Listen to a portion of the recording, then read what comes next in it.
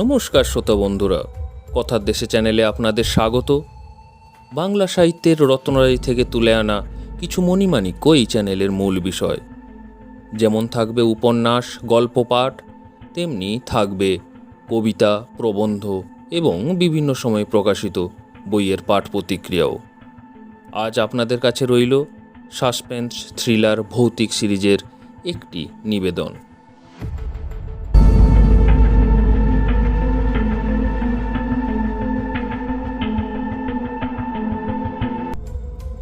আজ কথার দেশে চ্যানেলের সাসপেন্স থ্রিলার ভৌতিক সিরিজের দ্বিতীয় নিবেদন খগেন্দ্রনাথ মিত্রের গল্প মমির জীবন্ত হাত।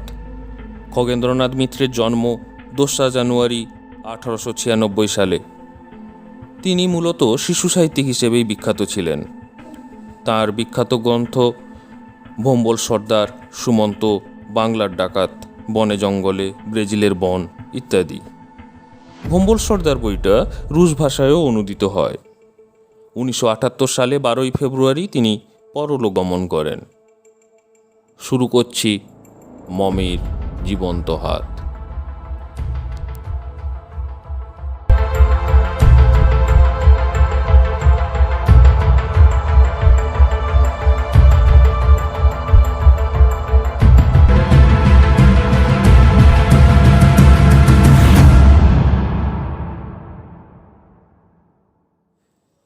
সকাল থেকে সেদিন কাজের আর বিরাম ছিল না। যখন বিশ্রাম পেলাম রাত তখন 12টা। যেখানে আমার আস্তানা ছিল সে জায়গাটার চারধারে 10 ক্রোশের মধ্যে কোনো লোকালয় নেই। গাছপালাও বড় একটা দেখা যায় না। কেবল শুষ্ক পাষাণ ও তার এধারে ওধারে অতি প্রাচীন সমাধিগুলি নীরবে পড়ে আছে। এইসব কারণে জায়গাটা স্বভাবতই নির্জন ও নিস্তব্ধ। দ্বীপ্রহরে ও সন্ধ্যার পর থেকে তার নীরবতা যেন গুরুভার পাষাণের মতো বুকের উপর চেপে বসে। রাত যত বাড়ে মনে হয় এখানে মাটির নিচে যারা ঘুমিয়ে আছে তারা জেগে উঠে রাত্রির মতো অতি চুপে চুপে পা ফেলে এবং বাতাসের মতো লঘু ও স্বচ্ছ দেহে এদিক ওদিক চলাফেরা করছে। আমার কাজ ছিল সমাধির নিচের শুষ্ক প্রাণহীন মৃতদেহগুলি নিয়ে।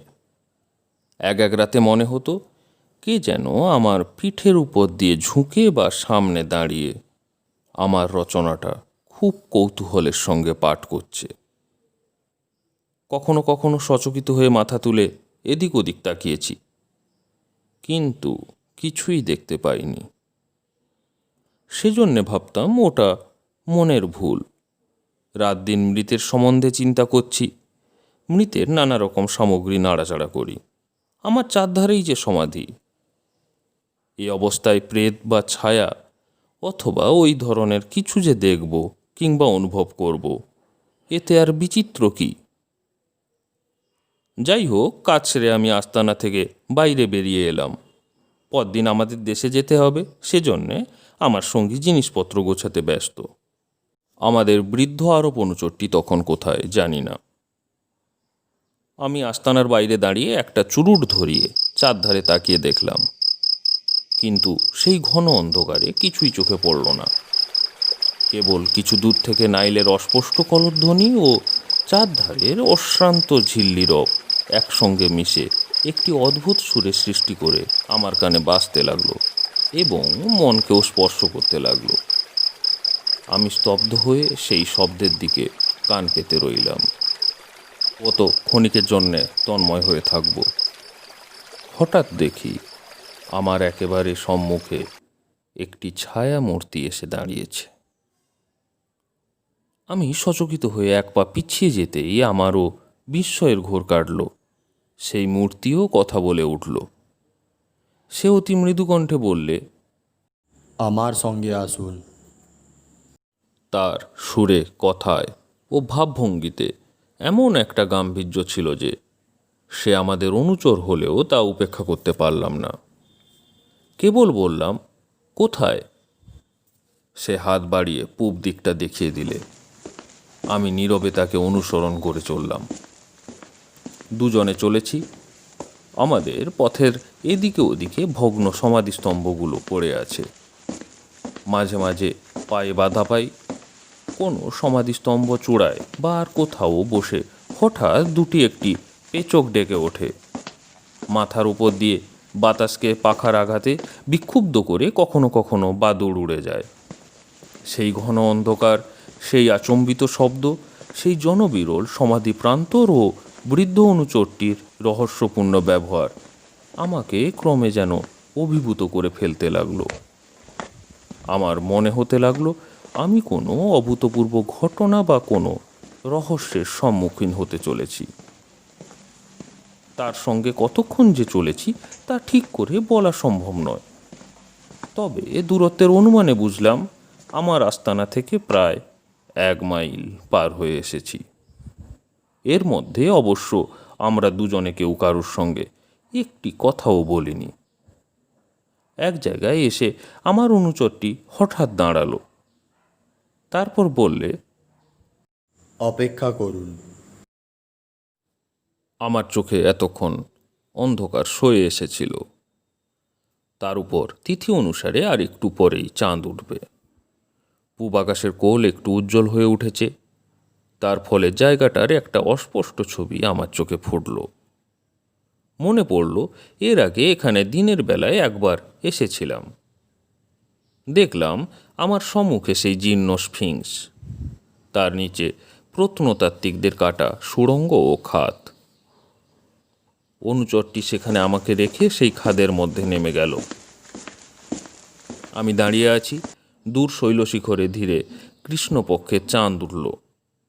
তার ম্লান আলো সেই নিস্তব্ধ নির্জন জায়গা, সমাধিগুলি ও স্ফিংসটাকে এমন একটি রূপদান করলে যে আমার মনে হতে লাগলো চার ধার থেকে কারা যেন ঘুম থেকে ধীরে জেগে উঠছে।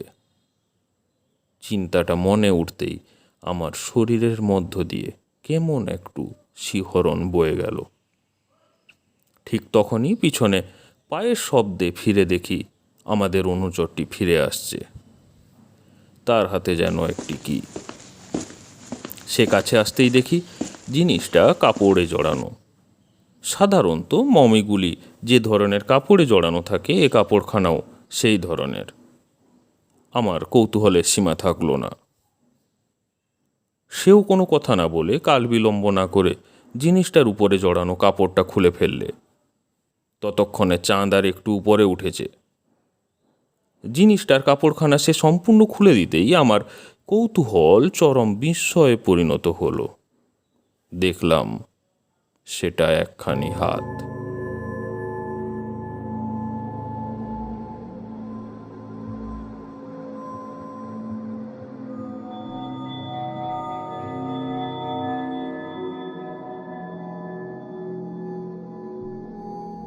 হাতখানার গঠন এবং সুন্দর ও সরু আঙ্গুলগুলি দেখে বুঝলাম সেটি কোনো নারীর। তার কোথাও এতটুকু বিকৃতি ঘটেনি। তার নখগুলি চমৎকার করে কাটা। প্রত্যেক নখের উপর যে খুব পাতলা সোনালি পাত মোড়া রয়েছে সেগুলি পর্যন্ত জ্যোৎস্নায় ঝলমল করছে। দেখে মনে হতে লাগলো হাতখানা এই মুহূর্তে কোনো সুন্দরী নারীর দেহ থেকে কেটে আনা হয়েছে। তার ক্ষতস্থান থেকে যে দুটি হাড় বেরিয়ে আছে চাঁদের আলো পড়ে সে দুটি আরও সাদা দেখাচ্ছে। ততক্ষণে চাঁদের আলো আরও উজ্জ্বল ও নির্মল হয়ে উঠেছিল।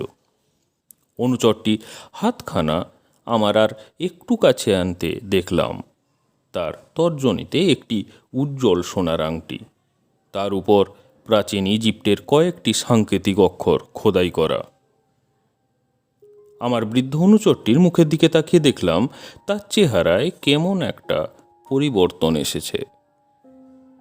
তাকে আমরা আরব বলে জানতাম, কিন্তু এখন তার মুখ চোখের আরবীয় গঠনের পাশে আর একটি অন্য ভাব ফুটে উঠে সে ভাবটিকে ম্লান করে দিয়েছে।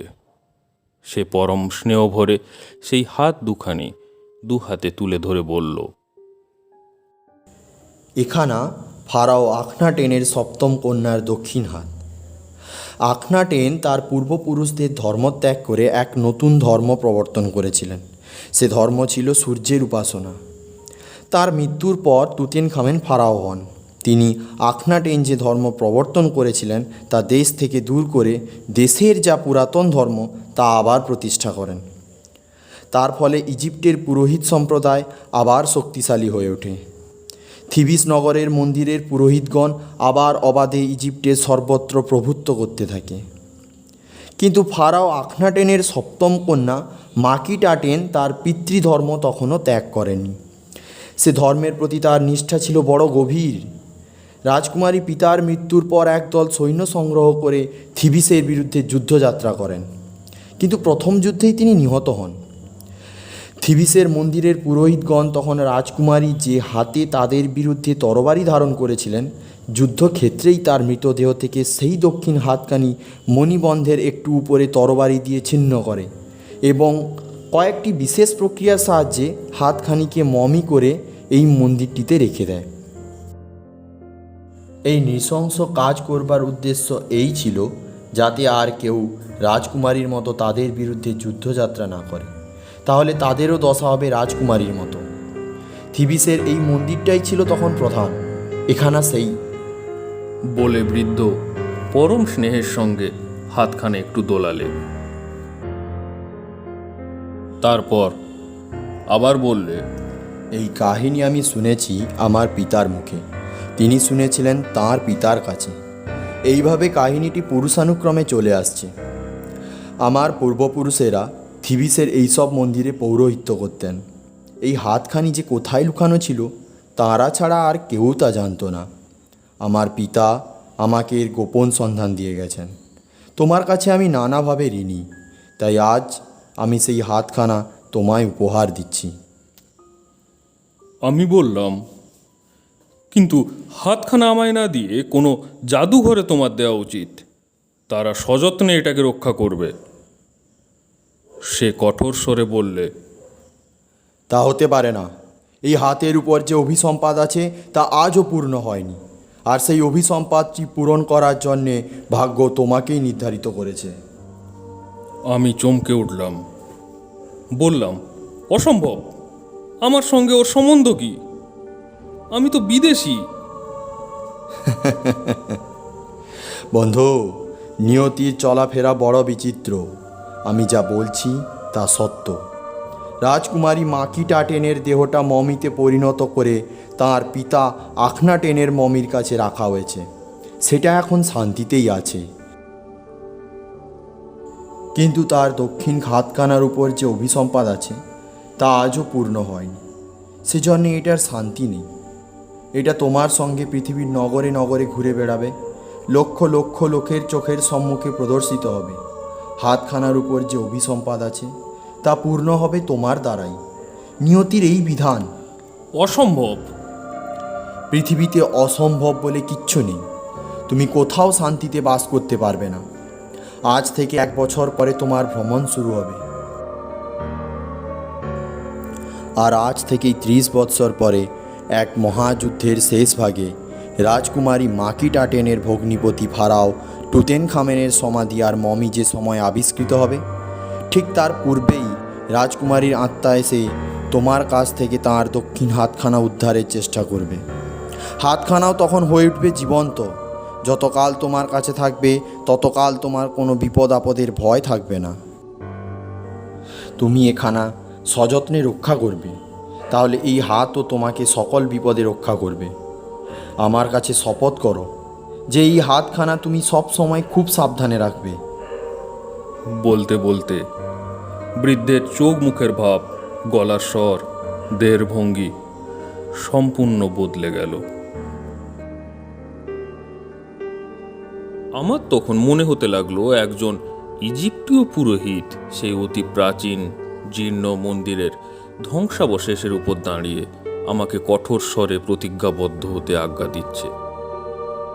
সেই নিস্তব্ধ নির্জন সমাধি প্রান্তরে শান্ত বাতাসে উজ্জ্বল জ্যোৎস্নালোকে তার সেই মূর্তির সম্মুখে আমি ক্রমে অভিভূত হয়ে পড়লাম।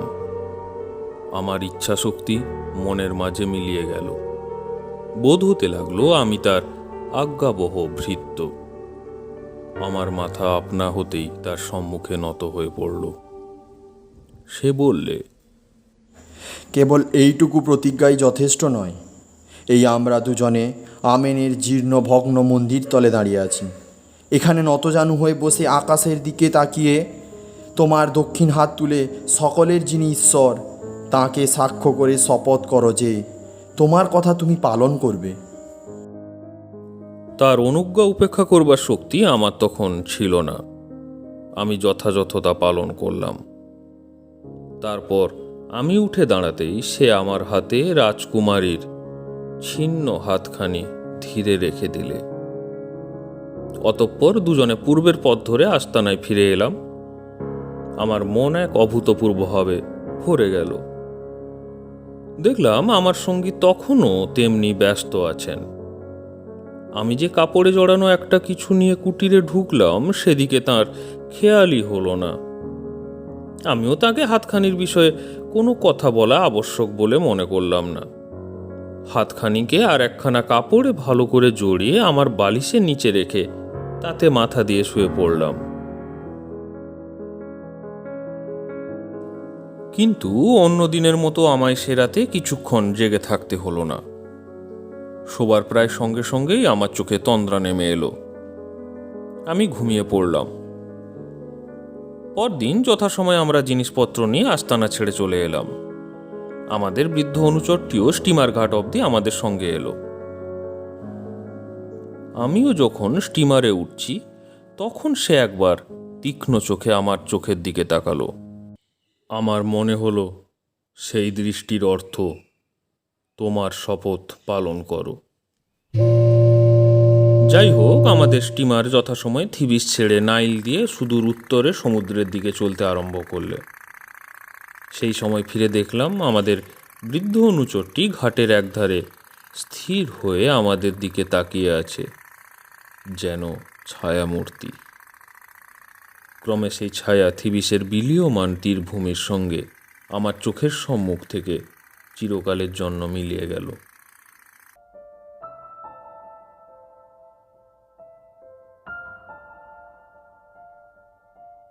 তারপর দীর্ঘ 30 বৎসর কেটে গেছে। এই সময়ের মধ্যে আমি পৃথিবীর নগরে নগরে ভ্রমণ করেছি। কত লোক আমার সঙ্গে দেখা করতে এসেছে। আমি হাতখানাকে কখনো আমার কাজ ছাড়া করিনি।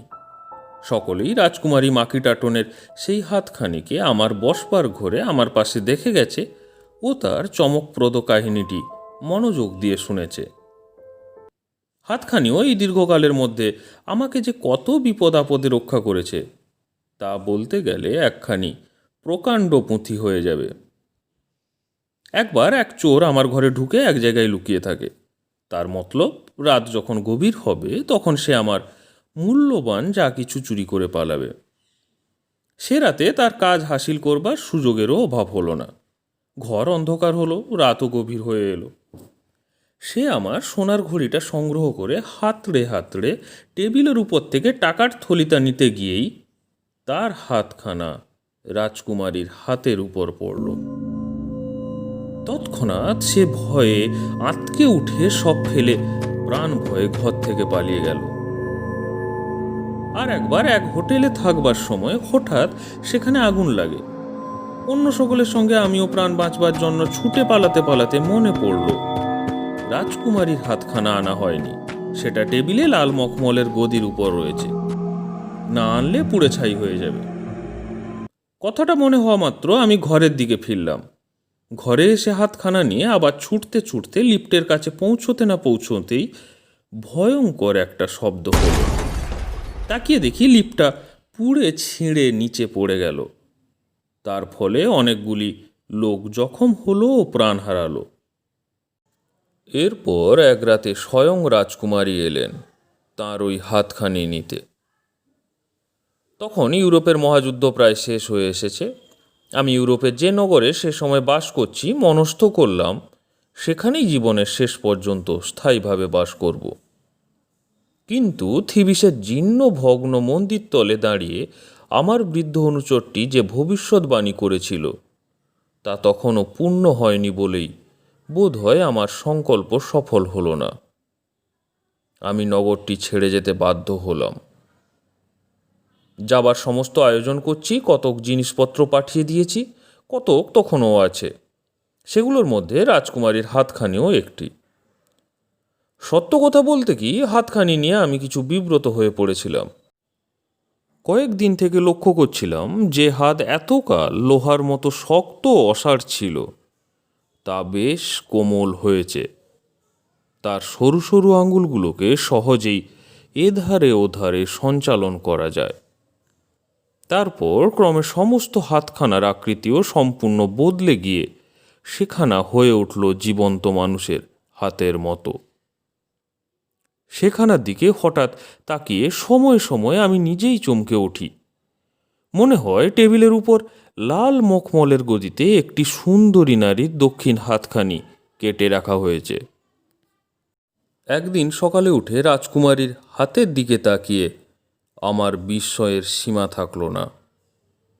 দেখলাম হাতখানার আঙ্গুলের গ্রন্থিতে গ্রন্থিতে ফোঁটা ফোঁটা তাজা রক্ত। প্রত্যেকটি আঙ্গুলের আগা দিয়েও রক্ত বার হচ্ছে। এমন অলৌকিক ঘটনা আমি জীবনে কখনো দেখিনি। ভয়ে আমার মন ভরে গেল। তবুও মনকে শান্ত করবার জন্য ভাবলাম ওই লাল তরল ও ঘন জিনিসটা রক্ত না হতেও পারে।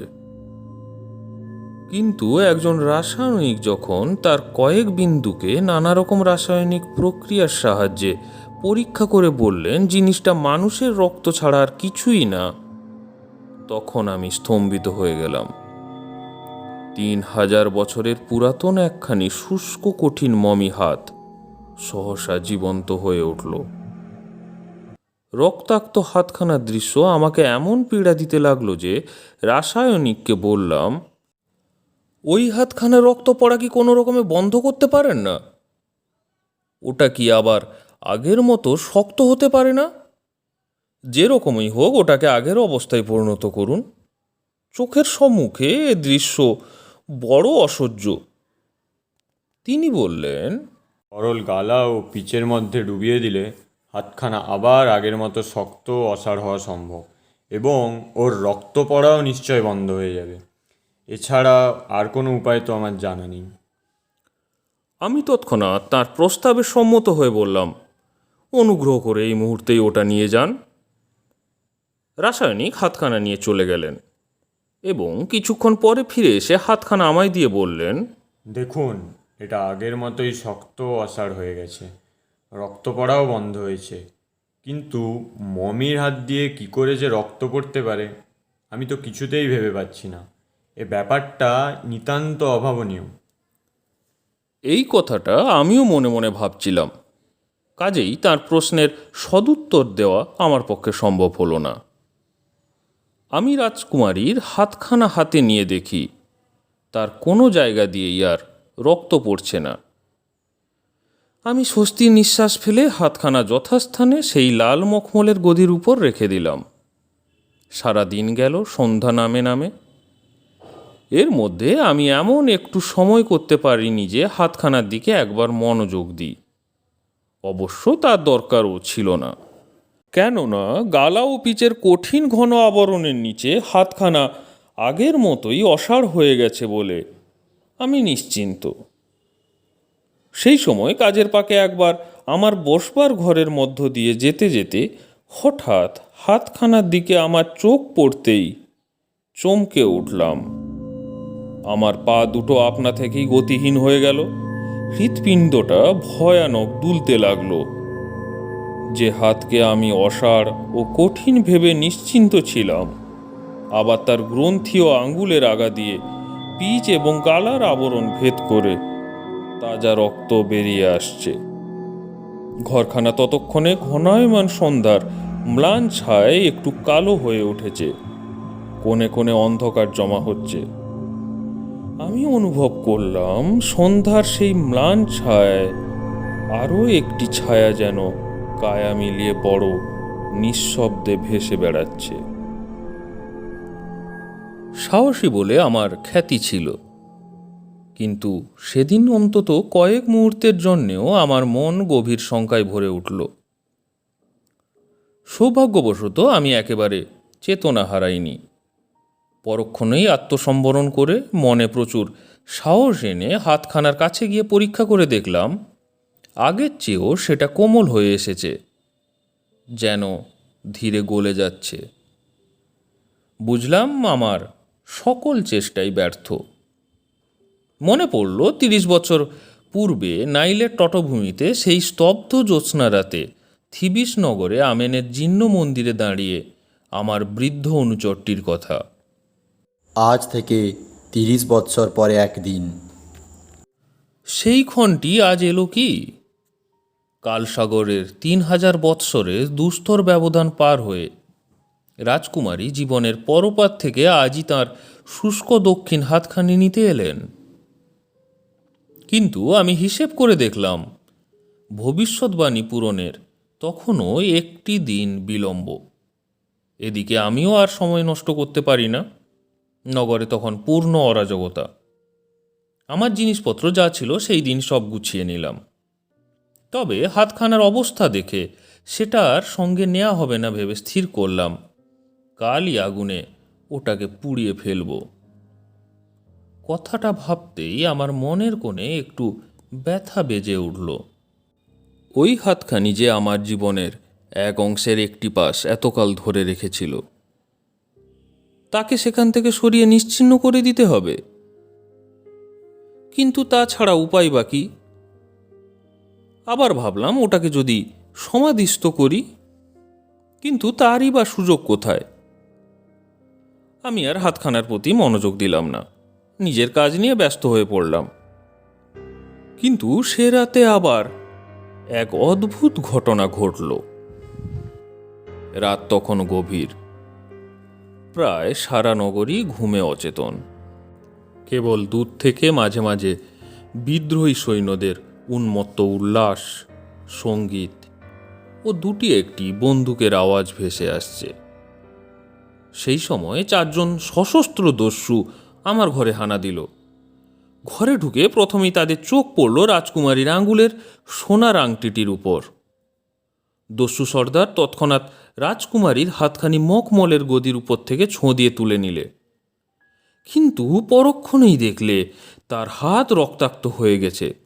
সে সভয়ে চিৎকার করে হাতখানা টেবিলের উপর ফেলে দিয়ে সঙ্গীদের সঙ্গে ঘর থেকে ঊর্ধ্বশ্বাসে পালিয়ে গেল। পরদিন আমার আরও জিনিসপত্র পাঠিয়ে দিলাম। বাকি রইল কেবল রাজকুমারীর হাতখানি, কয়েকটা কাঠের খালি বাক্স ও আমার একটা বড় পোর্টম্যান্টো। যথারীতি দিন শেষ হয়ে নগরীর প্রাসাদ শ্রেণীর মাথায় সন্ধ্যা ঘনিয়ে এলো, আর একটু পরেই সে অন্ধকার দূর করে উঠল চাঁদ। আমার হাতে তখন আর কোনো কাজ নেই, মন বিষণ্ণ।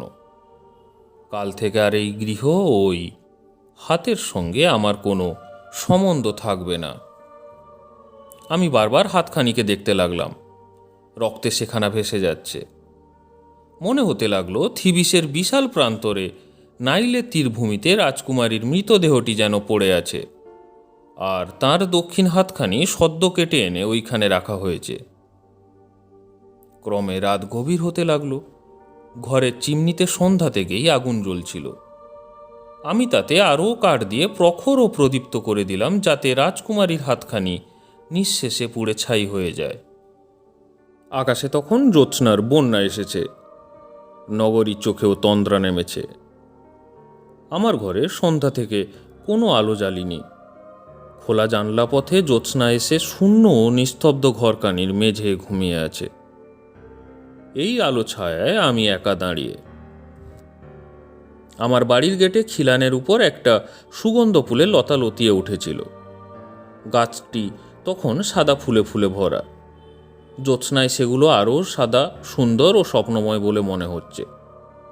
হঠাৎ আমার মন নীল সিন্ধু পারে সুদূর ইজিপ্টের দিকে ছুটে গেল। চোখের সামনে ছায়ার মতো ভেসে উঠল বিশাল নাইল, তার তীরভূমিতে পাম শ্রেণী, দূরে আকাশের গায়ে পিরামিড, তার উপর নির্মেঘ নীল আকাশে উজ্জ্বল চাঁদ। সব যেন নির্মল জ্যোৎস্নায় গভীর ঘুমে আচ্ছন্ন। হঠাৎ দূরে গির্জার ঘড়িতে ঢং ঢং শব্দে রাত্রি 12টা বাজল। সেই শব্দে আমারও চমক ভাঙল। আমি ঘর থেকে বেরিয়ে বারান্দায় দরজায় খিল আটকে আমার ঘরেরও দরজাটা বেশ করে এঁটে বন্ধ করে দিলাম। ওক কাঠের ভারী দরজা, কাঁপে কাঁপে বসে গেল। চিমনির চুল্লিতে তখন খুব তেজে আগুন জ্বলছে। আমি সেটা আরও উস্কে দিয়ে টেবিলের কাছে সরে এসে রাজকুমারীর কোমল ও রক্তাক্ত হাতখানি দু হাতে তুলে নিলাম। সেই সময় হাতখানি স্পর্শে আমার সারা শরীরের মধ্য দিয়ে কেমন একটা শিহরণ বয়ে গেল। সেই সঙ্গে মনে পড়ল আজই রাতে রাজকুমারী হাতখানি আমার কাছ থেকে নিতে আসবেন। আমার মন আরও বিষণ্ণ হয়ে উঠল। আমি ভগবানের কাছে প্রার্থনা করে হাতখানিকে প্রদীপ্ত চুল্লির ঠিক মাঝখানে ফেলে দিলাম। সঙ্গে সঙ্গে চারধার থেকে খড় ও জিহা মেলে শত শত অগ্নিশিখা তাকে ঘিরে ধরে দগ্ধ করতে লাগলো। যে সুগন্ধি আরগ মাখিয়ে হাতখানি মমি করা ছিল, অগ্নিস্পর্শে তার সুন্দর বাসে ঘরখানি ভরে গেল। আমি স্থির দৃষ্টিতে চুল্লির দিকে তাকিয়ে রইলাম। নিস্তব্ধ নির্জন ঘর, কেবল চুল্লি থেকে একটু একটু শব্দ হচ্ছে। ক্রমে হাতখানাকে নিঃশেষে জীর্ণ করে অগ্নিশিখাগুলি সাপের মতো ফনা নত করে রক্তজ্জ্বল অঙ্গার রাশির উপর দিয়ে লতিয়ে এক এক দিকে যেন মিলিয়ে যেতে লাগলো। অবশেষে কেবল তপ্ত ও গাঢ় রক্তবর্ণ উজ্জ্বল অঙ্গার রাশি ছাড়া চুল্লিতে আর কিছু দেখা গেল না। আমি নিঃশ্বাস ফেলে চেয়ার থেকে উঠতেই বাইরের দরজায় প্রচণ্ড আঘাতের শব্দ শুনে স্থির হয়ে দাঁড়ালাম। প্রথমে মনে হলো প্রবল বাতাস দরজায় ধাক্কা দিচ্ছে, কিন্তু পরক্ষণেই নিজের ভুল বুঝতে পারলাম। সে সময় কোথাও এতটুকু বাতাস ছিল না, সব শান্ত ও তন্দ্রাচ্ছন্ন। বোধ হলো কে যেন বারান্দার ভারী দরজাটা প্রচণ্ড ধাক্কায় খুলে ফেললে। তারপরেই দেখলাম আমার ঘরের অর্গলবদ্ধ দরজাটাও হঠাৎ এক ধাক্কায় সশব্দে খুলে গেল। ভাবলাম দস্যুদল ঘরে ঢুকছে, কিন্তু তাকিয়ে দেখলাম সেখানে জনপ্রাণী নেই। কেবল খানিকটা চাঁদের আলো ঘরের মধ্যে এসে অনেকখানি জায়গা আলোকিত করে তুলল। এই দৃশ্যে ভয়ে আমার হাত পা অসাড় হয়ে এলো। সেখান থেকে একেবারে গেট অবধি পরিষ্কার দেখা যেতে লাগলো। আমার এই দৃষ্টিসীমার মধ্যে কেবল গেটের খিলানের উপর জ্যোৎস্না ঢালা পুষ্পিত লতাটি ছাড়া আর কিচ্ছু নেই। হঠাৎ দেখলাম সেখানে যেন স্বচ্ছ বাতাসের একটি ক্ষীণ ছায়া একটু একটু করে কায়া নিচ্ছে, যেন কোনো অশরীরই ধীরে ধীরে স্পষ্ট হয়ে উঠছে। ক্রমে সেটি সেখান থেকে আমার ঘরের বারান্দার দিকে এগিয়ে আসতে লাগলো এবং সেই সঙ্গে তার কায়া আরও স্থূল হয়ে উঠতে লাগলো। শেষে সেটা যখন আমার ঘরের অন্ধকারে এসে পৌঁছালো, তখন দেখলাম একটি সুন্দরী নারী মূর্তি। তার মাথা থেকে কটিদেশ অবধি স্পষ্ট হয়ে উঠেছে। চলার বেগে তার অঙ্গ প্রত্যঙ্গগুলি একটু একটু দুলছে। আমি মন্ত্রমুগ্ধের মতো স্থির হয়ে দাঁড়িয়ে রইলাম। মূর্তিটি আরও এগিয়ে এলো। তার উজ্জ্বল ও আয়ত চোখ দুটি এবার আরও উজ্জ্বল হয়ে দুটি স্থির নক্ষত্রের মতো জ্বলছে। তাঁর সারা মুখে ও দেহভঙ্গিমায় রাজকীয় ভাব পরিস্ফুট। আমার বোধ হতে লাগলো আমি যেন 3000 বৎসর আগে ইজিপ্টের এক রাজকুমারীর সম্মুখে অতি সম্ভ্রম ভরে দাঁড়িয়ে আছি। রাজকুমারী ঘরখানা পার হয়ে আমার পাশ দিয়ে চুল্লিটার দিকে এগিয়ে যেতে লাগলেন। এবার দেখলাম তার মাথায় উজ্জ্বল সোনার মুকুট চুলের উপর দিয়ে কাঁধ পর্যন্ত নেমে এসেছে। তার মধ্যখানে কপালে একটি উদ্যত ফোনা সোনার সাপ, আর তার কোটি দেশ ঘিরে উজ্জ্বল রত্নাভরণ ঝলমল করছে। রাজকুমারী মরাল গতিতে চুল্লির কাছে গিয়ে নত হয়ে সেই উজ্জ্বল অঙ্গার রাশির মধ্য থেকে কি যেন 2 হাতে তুলে নিলেন। তারপরই আমার দিকে ফিরে দাঁড়ালেন। তার মুখ, চোখ দুটি ও দেহখানি যেন পরম উল্লাসে দুলে উঠল। তার সে উজ্জ্বল দৃষ্টি, সেই চোখ দুটি আজও আমার চিত্তাকাশে উজ্জ্বল হয়ে আছে। সেই সময়ে তার ক্ষীণ অধর দুটি কি যেন বলতে গিয়ে একবার মৃদু কম্পিত হলো। সে কথা আমার কানে পৌঁছল না বটে, কিন্তু তার মর্ম আমার অন্তর স্পর্শ করলে বুঝলাম তিনি এই হতভাগ্যের কাছে কৃতজ্ঞতা প্রকাশ করলেন। আমারও মাথা আপনা হতেই সম্ভ্রমে নত হয়ে এলো। তারপর রাজকুমারী হাত দুখানি ধীরে লীলায়িত ভঙ্গিতে তার মাথার উপর তুলে আমার দিকে অতি ধীরে মাথা নুইয়ে আবার গর্বিতভাবে সোজা হয়ে উঠে একটু একটু করে দরজার দিকে পিছিয়ে যেতে লাগলেন। আমিও যন্ত্রচালিতের মতো ধীরে ধীরে তাঁর সঙ্গে চললাম।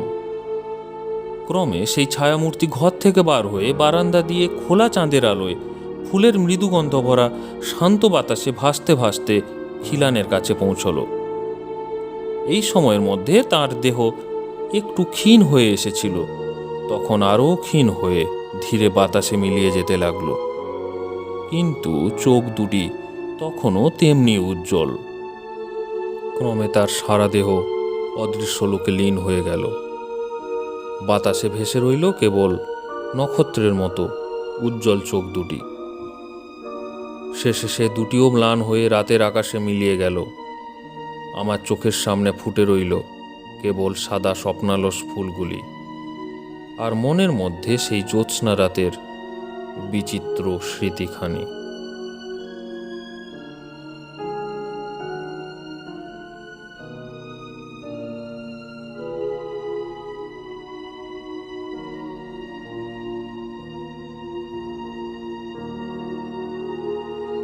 এতক্ষণ শুনছিলেন খগেন্দ্রনাথ মিত্রের মমির জীবন্ত হাত। গল্পপাঠ ও গল্পের সূত্রধার অরূপ, বৃদ্ধ আরবের চরিত্রে দিগন্ত এবং রাসায়নিকের চরিত্রে সপ্তাশ্ব। গল্পটি ভালো লাগলে লাইক করুন, শেয়ার করুন এবং কথার দেশে চ্যানেলটি সাবস্ক্রাইব করুন। ধন্যবাদ।